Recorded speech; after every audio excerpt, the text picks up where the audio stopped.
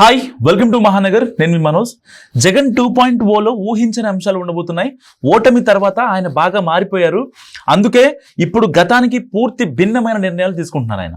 అసలు ఏంటంటే నిర్ణయాలు, వాటి ప్రభావం ఎంతవరకు ఉంటుందనేది ఈ వీడియోలో చూద్దాం. స్కిప్ చేయకుండా వీడియో చివరకు చూడండి. వైసీపీ ఆవిర్భావం తర్వాత కాంగ్రెస్ పార్టీ సంస్థాగత ఓటు బ్యాంకు దాదాపుగా ఆ పార్టీకి టర్న్ అయింది.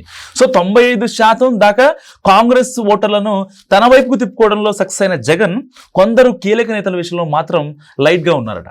అప్పట్లోనే వాళ్ళు వైసీపీకి వస్తామన్న సమాధానం చెప్పలేదని వాళ్ళకి బదులు తానే కొత్త వాళ్ళని తయారు చేయాలని డిసైడ్ అయినట్లు కూడా చెప్తున్నారు. అయితే కొత్తగా వచ్చిన వారిలో పూర్తి స్థాయిలో సక్సెస్ అవ్వని వాళ్ళు కొందరైతే అవసరానికి పార్టీని వాడుకొని తర్వాత వదిలేసి వెళ్ళిపోయిన వాళ్ళు మరికొందరు. దీంతో ఈసారి ఓటమి తర్వాత జగన్ ప్లాన్ మారినట్లు ప్రచారం మొదలైంది. అప్పట్లో వైఎస్ రాజశేఖర రెడ్డికి అత్యంత సన్నిహితులుగా ఉన్న కీలక నేతలపై ప్రస్తుతం జగన్ దృష్టి పెట్టినట్టు సమాచారం. కొందరికి రెడ్ కార్పెట్ వేయాలని అనుకుంటున్నారు. ఆపరేషన్ ఆకర్ష్లో భాగంగానే కాంగ్రెస్ మాజీ మంత్రి శైలజనాథ్ను తీసుకున్నారట. మరికొందరు కాంగ్రెస్ సీనియర్స్ కూడా తనలాగే పార్టీ మారేందుకు సిద్ధంగా ఉన్నారని శైలజనాథ్ చెప్తున్న పరిస్థితి. సో ఈ క్రమంలోనే కొన్ని పేర్లు ప్రచారంలో ఉన్నాయి. ఏపీలో ఇప్పటికిప్పుడు కాంగ్రెస్ మనుగడ ఇక కష్టం అనే భావన ఉంది రాజకీయ వర్గాల్లో.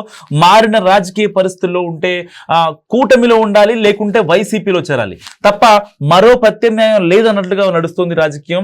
ఇలాంటి వాతావరణంలో వైసీపీ ఫోకస్ మారుతున్నట్లు కూడా చెప్పుకుంటున్నారు చాలా మంది. ఇప్పటికే కార్యకర్తల విషయంలో ఇక నుంచి 2.0 చూస్తారంటూ కాస్త తగ్గినట్లు కనిపించారు జగన్. ఈ మార్పు చేరికల విషయంలో కూడా ఉంటుందన్న అంచనాలు కూడా పెరుగుతున్నాయి సగటు కార్యకర్తల్లో. ఓవైపు పార్టీ ఓటమి, కీలక నేతలు వీడుతున్న సమయంలో గత అనుభవాలతో తన రాజకీయ వ్యూహాలను మార్చుకుంటున్నారు జగన్. సో అందులో భాగంగానే నాడు రాజశేఖర రెడ్డికి అత్యంత సన్నిహితులుగా ఉన్న నేతలతో రాయబారాలు మొదలుపెట్టినట్టు కూడా సమాచారం.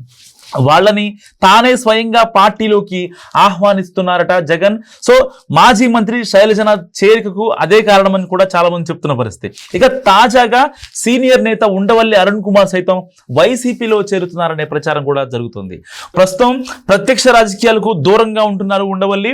రాష్ట్ర విభజన బిల్లును వ్యతిరేకించడంతో నాడు కాంగ్రెస్ ఆయన్ను సస్పెండ్ చేసింది. ఆ తర్వాత క్రియాశీలక రాజకీయాలు కూడా దూరంగా ఉంటున్నారు ఆయన.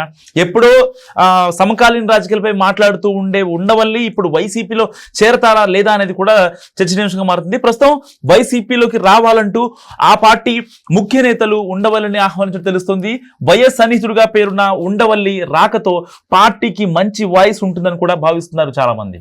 ఆయనతో పాటు పిసిసి మాజీ చీఫ్ రఘువీరారెడ్డి, మాజీ ఎంపీ హర్షకుమార్, మరో మాజీ ఎంపీ పల్లం రాజుతో వైసీపీ ముఖ్యులు టచ్లోకి వెళ్ళినట్టుగా కూడా ప్రచారం జరుగుతుంది. అలాగే తులసిరెడ్డి, సుంకర పద్మశ్రీ వంటి నేతలు కూడా లిస్టులో ఉన్నట్టు సమాచారం.